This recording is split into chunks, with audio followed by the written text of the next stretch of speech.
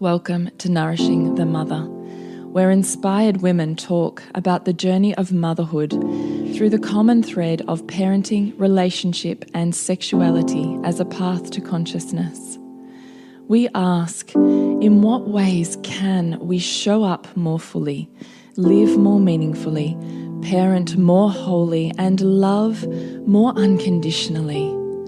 How can we mine the wisdom from the experiences of our lives and expand into those challenges? If you are here, you care about paving a path of conscious and intentional motherhood, connected with yourself and your gifts, and also illuminating your children in theirs, so we may raise more whole humans who can impact this world in a more humane way. And if you feel like giving a little back to this free content, please become a patron of the show and receive extra member benefits for less than a coffee a month. Or you can leave a review on iTunes and Facebook, all of which helps the podcast keep going and reach more mamas who need this type of tonic for the soul. Head on over to patreon.com/NTM podcast to find out more. We are Julie Tenner and Bridget Wood, and we are so grateful you're here.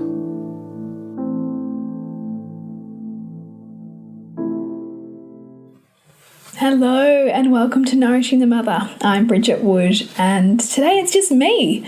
Julie is enjoying a long girls' weekend with the school mums, and I thought I would take the mic and riff a little bit on a social media post that I did today, which I feel really touches into where a lot of people feel things are at on a global scale, and then how that is distilled down into parenting values for many of us.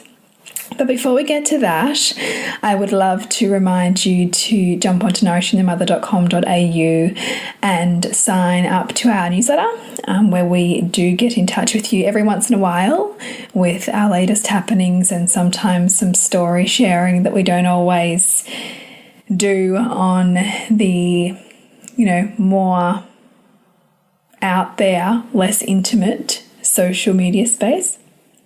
And again, thank you to those of us who are supporting this podcast on Patreon, because it really helps us keep this podcast going for you, which is now 5 years on the air, which is pretty awesome. So I'm going to get into it, and I'm going to start with reading this, and maybe you saw it, maybe you didn't.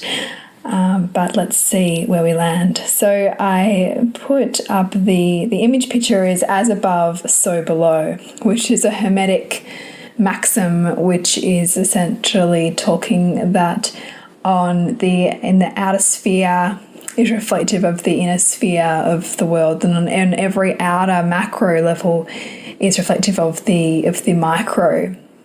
And what you see on the outside is reflective on the inside. So basically the mirror and the pattern that we see throughout behaviour systems on every level.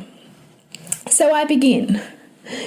We may never really know what's truly at play amid the global events happening now, except that it's in some way functional for the evolution of humanity. What they reveal are deeper workings of ancient domination systems that seek to keep people compliant for fear of survival or social ostracism. This works most effectively on the most disempowered in society. It's also one of the most underhanded and widespread tools of mainstream parenting and schooling systems. Controlled children are compliant children. Many adults have simply swapped subordination to parents to new parental figures like governments and domination systems, for example, patriarchal birth culture. When children are engaged, there is no need for punishment and reward. Children become engaged when their own unique values and ideas are recognised and listened to. The task of conscious parenting is to look for and dismantle our own blind spots and tendency to power over our children because of our own wounding and limited vision, and move to power with that supports and celebrates the needs and desires of everyone in the family. This is what will elevate our world. It all begins at home. The micro is the macro. And then I encourage people to come and join us in Soul Driven Motherhood, which is our membership where we really move through our own stuff and take this community of beautiful women through our library of courses and weekly workshops where we delve deeper. But I wanted to pull apart that post bit by bit and apply the lens of human behaviour on it, and also our evolving and shifting and changing individual values that we all come with and that we all put out into the world and filter our world by.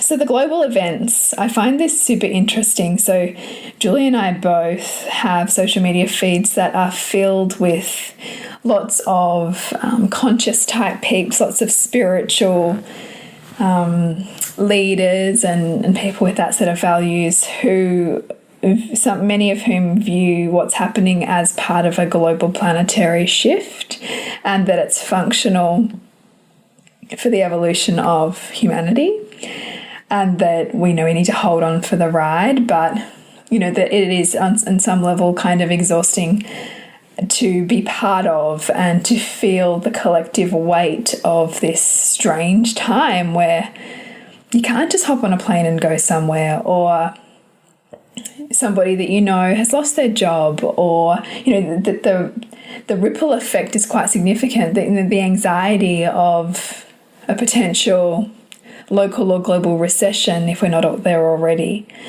and just that weight of so much that is outside our area of control and influence. And then there's other stuff that pops up for both of us, which would be probably fitting under the category of conspiracy theory. I use that term with some reservation because I think that it's being thrown about a lot by mainstream media at the moment to bundle up anything that doesn't fit the dominant narrative, or bundle up anything that doesn't fit what's agreed upon currently by experts around the COVID-19 pandemic, because as we know that's evolving a lot, and that there's some consternation across the world on the numbers, on whether it's still classified as a pandemic, particularly in Australia, the quality of the testing that's being used. Are we picking up just this strain, or are we picking up different strains of coronaviruses, which is the common cold many coronavirus strains are? And also that we know that there's a level of benefit that authorities can gain out of the control that they can have over populations as a result of the measures that are being taken, such as biosecurity laws and things like that. So I use that term with the knowledge that it's probably not always accurate. However, at the same time, conspiracy theories historically, in the truest form, do emerge when populations of people feel out of control and threatened and insecure. So it's much easier to project all of that anxiety and fear and turn it into almost like a blame onto the other. Like that there must be somebody or something responsible for this mess, or somebody controlling it, so that even though I might not like it, there's something bigger at play that I can attach to or make wrong in order to somehow feel okay in myself. So they can emerge from those felt sense within the human psyche of someone needing to be responsible. But I do wonder if, what if everything that's happening right now is actually being, it's actually unfolding in such a way that it is deeply meaningful for us as a human species to learn how to create more skills and mastery and insight into how to evolve at a faster pace. Like, the technology is asking us to evolve at ever greater speeds as a species, and challenges like what we're facing make us do what would be previously thought of as impossible. The number of systems that have had to be orchestrated and fast-tracked, what would normally take 10 years is taken a few months in some cases. And some conspiracy theorists will say, well, this is all engineered in order for us to get to a cashless society, or it's to push the World Health Organization's vaccine agenda. It may or may not, I don't know. And I don't think that any of us can honestly, truthfully know the extent to what's really going on, if there is a bigger agenda at play. But I certainly find comfort in the sense that just the moment that we think that we know everything, it's a moment that we need to remind ourselves that there's so much that we don't know, and that true wisdom comes from recognizing I'm wise because I know just how much I don't know, and then I can sit in that place of questioning and sit in that place of wonder without having to have all of the answers. And that that ability to sit in critical thought without projecting a self-righteous opinion onto something is where we then invite true wisdom to come in, which I think is a great place for us to sit at this point in time, and also to bring us back into our own circle of control, because it can be really easy to become swept up in all that we can't influence and all that we can't control right now.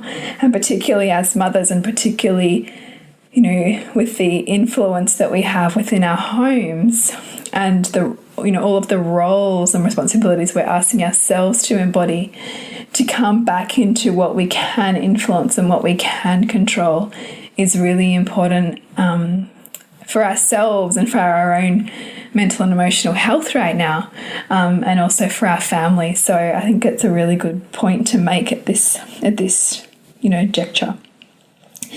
And so then I go on to say that that this is revealing deeper workings of domination systems that seek to keep people compliant for fear of survival or social ostracism.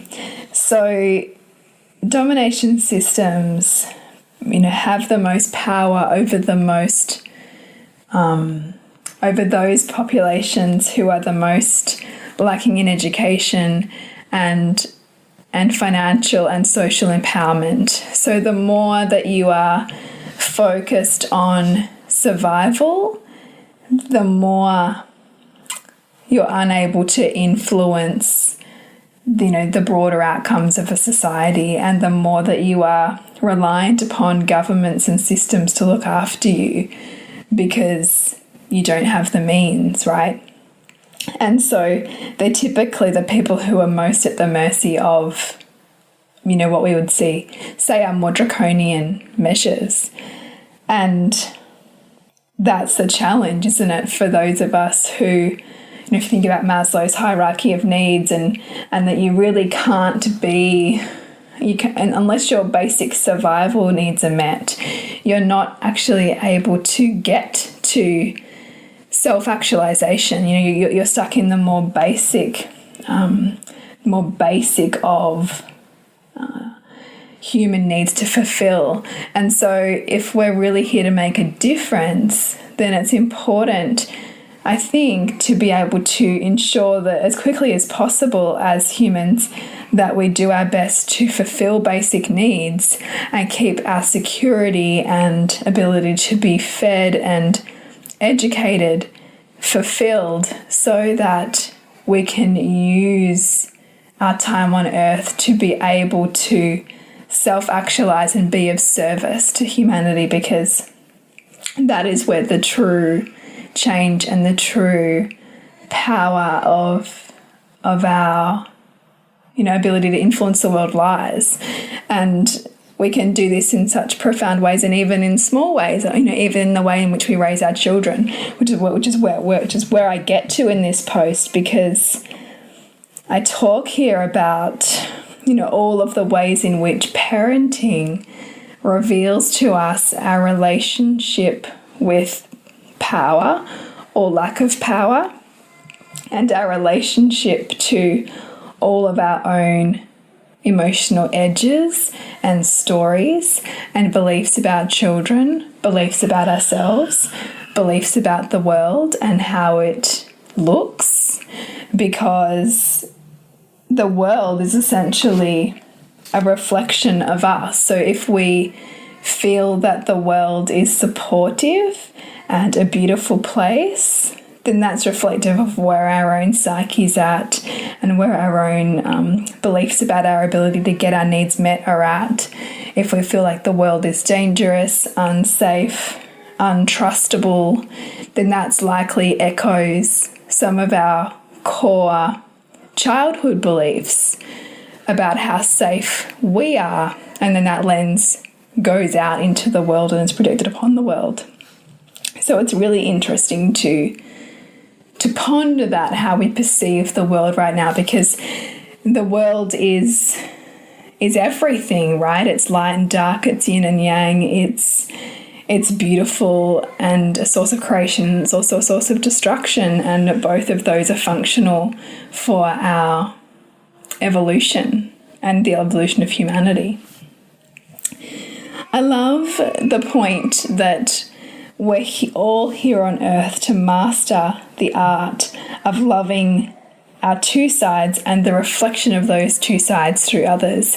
And we will meet very often those two sides most through our children and through the ways in which we relate to them and relate to the parts of ourselves that are most uncomfortable, that we meet through them.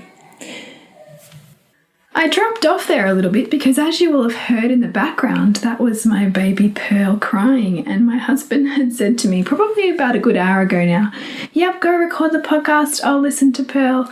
And I realised that he has likely fallen into a very deep slumber on the couch. So I just had to stop the recording and go and settle her, and I am back. So I was a little bit distracted as I was making my last few points. But that's how we roll. That's how it goes, right? So we're doing our work in the world and we're doing motherhood, and for us there is very little to no separation. So what you see and what you hear is what you get. So we'll see if we can get through the rest of the podcast without me getting up again. But who knows, right? So back to this whole thing on global events and the reflection of that outer world to our inner world and our reality. I read a really great statement through some of my research, which was that society makes villains bad so that they can feel good. And so do we, right, as humans. Like if something out there is bad or wrong, the inverse of that then, or the opposite of that then, is that I am good and that my choices are good and that I'm then the righteous one, and that stuff out there is wrong. And we build our own pride around that belief. But the truth is, we're judging it as bad through either collective moral ideals or the projection of our own set of values onto it. And and the moment that we are creating the idea of bad or wrong, and we're taking a position or a stance, somebody else, somewhere else in the world, will be taking the opposing stance. And sometimes that happens within a family dynamic, that you'll have one person take one stance and someone else take the opposing stance.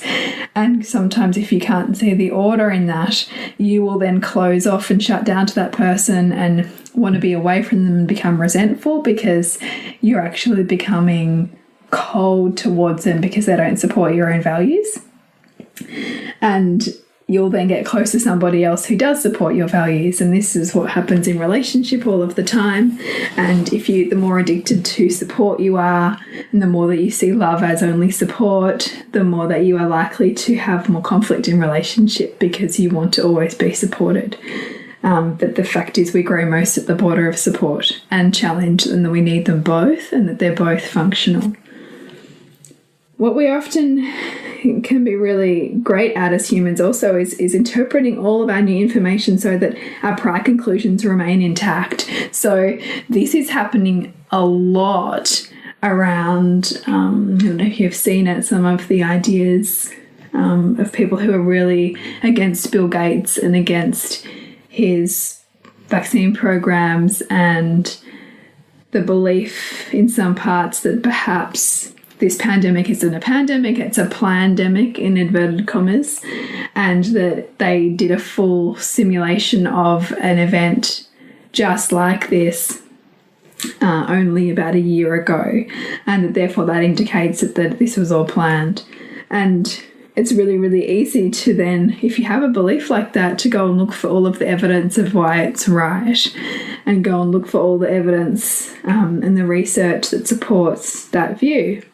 Now, it may be true, but it equally may not be true. And it's really important for us to notice when we become so polarized that we discount anything that challenges, our dominant belief of something that's right. Or wrong, right? And this divisiveness that we see at the moment is exactly what is used throughout history to control the masses and also distract us from our own individual power, because it can be very, very derailing to get caught up in arguments that you're never going to win and distracted from your own personal mission in the world and your own personal influence in the world, which really isn't about, winning a political argument. It's about what you're uniquely here and inspired to do. So it's interesting to notice where you yourself do that, because I think confirmation bias like that is a function of human behavior, and we all do it, and it's likely part of all of our own shadows, right?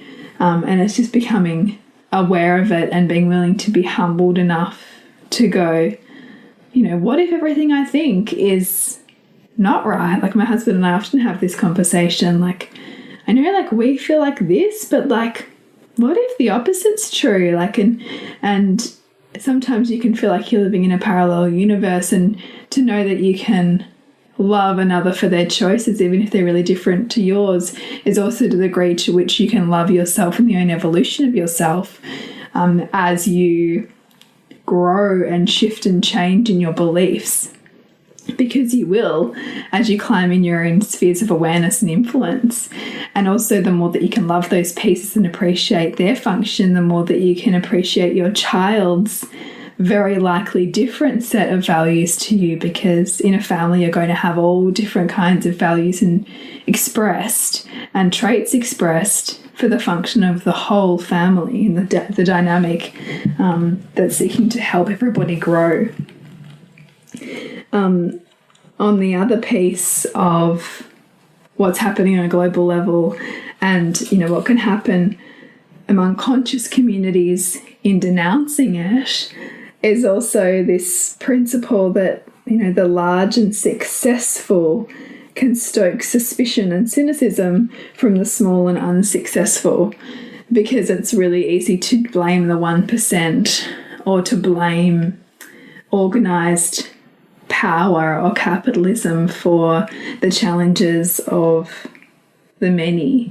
But what I love challenging myself with is the truth that even if I don't agree personally with those big, conglomerates or companies or power structures, they are ultimately serving providing an enormous service to humanity, and they're ultimately caring through the form of selling for vast numbers of people.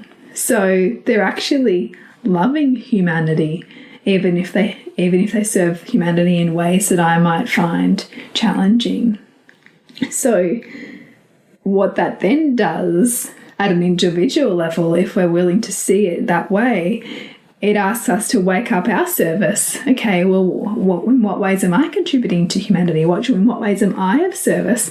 In what ways am I making a difference? Because if we spend all of our time judging what we think is wrong, then we never wake up our ability to, really come from an authentic place of serving what we think is right, So it's really worth considering, I think, anyway. What else did I have? Oh, I love this quote from Desmond Tutu, who said, "Your enemy is your friend waiting to be discovered." And I love the idea of playing with that as tussling with the thing that I feel most triggered by or challenged by at the moment, within myself, within my child, within my relationship, within how I see the world right now. What if the thing that I want to most oppose or disown is a piece of myself, or a piece that I'm looking to bring under my wing and become close to, but that I have turned into the other or the wrong because it feels so uncomfortable, or I have all these reasons why I can't befriend that. I think it's a really beautiful way to frame the fact that everything is a mirror, and that even the ugly bits or the things that we want to make wrong are just as much a part of our wholeness as the things we want to make right. And so I think that's a lovely thing to consider. So my other point here is talking about domination systems and how much they're popularized also in parenting and in, as tools for getting our children to cooperate. Things like rewards charts, or minimizing emotions because we don't have time for them, or telling our children to behave without any context, or teaching around what that would mean, or how we could support them to understand the social mores that we're asking of them to be part of. Because the most, the biggest way to become disconnected from your true self, or the biggest way to not live your highest, most authentic values, is to subordinate to somebody else. And the more well carved out those brain patterns are around subordination to parent figures, the more likely, the more fundamentalist your views are, and the more likely you're going to simply replace a parental figure with a parental, government or other dominant system that says that you have to do this or else, or that you have to follow these rules, and without question or else. Because if we were being raised in such a way that critical thought or questioning authority was never okay, and then our ability to follow orders and conform was directly linked to our own survival. And so that's what you'll see in more conservative parts of America often, in that sort of Bible Belt area, which is more fundamentalist in thinking. It's more dominant hierarchical systems in place, less global thinking, more local thinking, less capacity to serve, and think widely, also linked to subordination to authority, to religious figures, all of that. So noticing how that also patterns out in terms of who we become as adults as well. And really that reminder that children are not, property to be moulded and shaped, which we all know here listening to this podcast and having these conversations that we do, that's of course the truth. However, a lot of dominant societal ideas are still around class and family influence and children to be shaped and guided and kind of cajoled into, many of the dreams and wishes of parents, not recognizing that the truth is that every human has their own soul. Every human, even before birth, a child has a unique set of values. And the most beautiful thing we can do as parents is to look always for evidence of who they really are, not who we think that they should be. But what that requires of us is a willingness to dismantle our own blind spots to seeing that. And our blind spots to seeing that might be things like, not being able to be too excited, or tears not being okay, or, having to do all the chores in order to be able to do the thing that you really want to do because you have to earn your right to fun, for example. And those are really old beliefs that we often come with and don't question until we're confronted with other ways of being and doing and having experiences, families and experiences as mothers. And what I love in all of the conscious communities that we have, both online and in real life, is that we get to see examples of women and families and people doing things differently and questioning dominant narratives and being willing to change them and dismantling systems and challenging educational leaders and looking deeply at our children and what they're seeking to express, because right there in that beautiful place of seeing our children's light and seeing their eyes sparkle is where we get to remember that part of ourselves as well. And in giving our children deep permission and presence to be the magnificent unfolding of who they are, we get to go back and give that to those pieces of ourselves that we either consciously or unconsciously, shut off because it wasn't okay in that moment to express our truth. And that is why for all of the, days and moments where motherhood can feel burdensome and overwhelming or, just relentless at times, it is just as much, we receive so much too, like we receive an enormous amount of love and connection and opportunity to grow alongside our children. And that is where I think those glimpses where we truly grasp that are worth their weight in absolute gold when it feels hard. So that is kind of what I want to leave you with on this riff around my latest post and around, really our parenting being kind of a mirror to ourselves and a mirror to the world. And that in this time of global uncertainty and strangeness, that you maybe can find a way to be reflective on the purpose and function of it and use it to come back into connection with yourself, with your children, with your circle of influence and control, and see it as skill building and, connection deepening and big dreaming, because we're moving at kind of lightning speed in terms of human evolution at the moment. Like what's happening in so many ways is unfathomable, and that can be both heavy and uncertain and anxiety inducing, and it can also be a birthplace of potential. And I think when we can kind of straddle both of those, we can wake up more vitality and more capacity to be with it and just allow, more of what's possible and more of, the magic to transmute and more of ourselves to show up in it. And in showing up in it for ourselves, we do that for our families, which is a beautiful thing. So to connect with me, it's suburbansandcastles.com.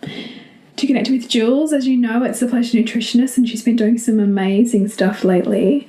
This week, if you are a mother like me with a baby/toddler, a little person who is breastfeeding, and you're wanting to make some changes to that breastfeeding relationship or sleep scenario, then I really invite you to hop on to my masterclass. So I'm running a masterclass on weaning transitions, you and your babe. And it's going to be all about preparing, supporting yourself, supporting your child as you navigate, making shifts. So lately, just last week, I night weaned Pearl. And I also moved her into her own room for a number of reasons, and it feels really good. And I got there through a lot of conscious questioning, through a lot of attunement to her and her readiness. But I do know that this is the kind of thing that can be filled with trepidation and uncertainty for many mothers. And Pearl being it's my third experience of meeting that, and so I think that it's a really beautiful time now to open up that as a workshop for other mothers who are going through the same thing. And you can take what resonates and leave what doesn't, and hopefully experience an opportunity to be with your own questions and find your own answers for what works for you and your family, which is ultimately what I want for all of our beautiful listeners. So if that's something that you're interested in, you can get the link on our socials for that.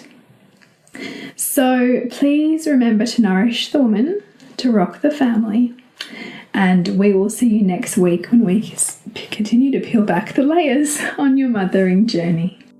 And if you want to support Nourishing the Mother and all the late nights, the early mornings, the blood, sweat and tears we pour into our art, then please go to patreon.com/NTM podcast and become our patron. As a patron, you're helping all of the cost of operating this podcast, the hosting, the editing, the transcription, helping all of that be completely covered, and joining a community who are all about honouring our journeys and continuing to open. The more support we have, the longer we can last. So become a patron. We'd love to have you. Go to patreon.com/NTM podcast. We literally couldn't do this without you. Thank you so much for listening, and please share this podcast with anyone you think it would be medicine for.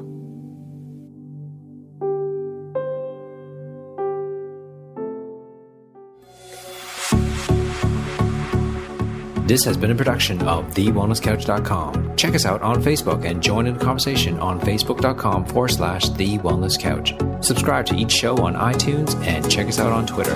The Wellness Couch, streaming wellness into your lives. Whilst the Wellness Couch presenter endeavor to provide accurate and helpful information to their listeners, these podcasts cannot take into account individual circumstances and are not intended to be a substitute for health and medical advice from a qualified health professional. You should always seek the advice of a qualified health professional before acting on any of the information provided by any of the Wellness Couch podcasts.